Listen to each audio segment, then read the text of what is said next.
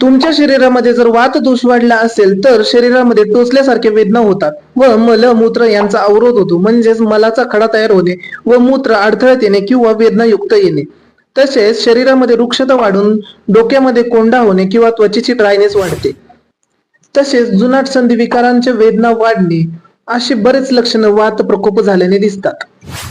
वात प्रकोप जर कमी करायचा असेल तर आहारामधनं उष्ण पदार्थ जसे तिळाचे लाडू, सुंठ आणि बाह्य अभ्यंग करणे म्हणजे शरीराला तेल लावणे असे प्रयोग केल्याने वात कमी होतो व त्याची लक्षणं कमी होतात. पित्त दोष जेव्हा शरीरात वाढतो तेव्हा काय लक्षणं दिसतात?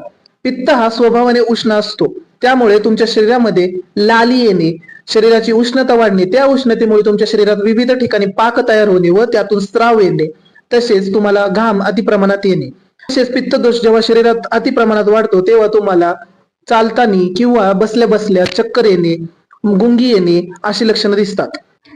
तसेच तोंडाची चव तिखट किंवा आंबट होणे आणि पित्त अतिप्रमाणात वाढल्याने तुमच्या त्वचेचा वैवर्ण्य येणे म्हणजेच त्वचा पांढरी होणे किंवा त्वचा लालसर जास्त होणे. हे जास्त प्रमाणात वाढलेलं पित्त कमी करायचं असेल तर विरेचन नावाचा पंचकर्म त्यासाठी योग्य असतो. कफ दोष वाढल्याने शरीरामध्ये काय बदल दिसतात?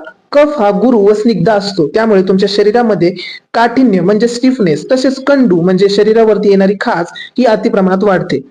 तसेच तुमच्या शरीरातून येणारे स्त्राव हे चिकट व अतिप्रमाणात येतात.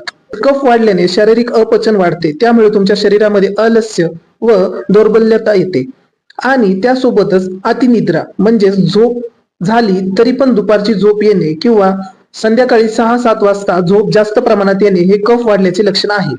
तोंडाची चव गोड किंवा खारट होणे, तोंडाचा वास येणे हे कफ वाढल्याचे लक्षण आहे. हा कफ जर कमी करायचा असेल तर योग्य प्रमाणात व्यायाम व आहारावरती नियंत्रण पाहिजे.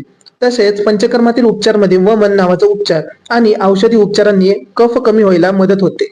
अधिक माहितीसाठी तुमच्या जवळील आयुर्वेदिक डॉक्टरना भेट द्या व माझ्या चॅनलला सबस्क्राईब करा.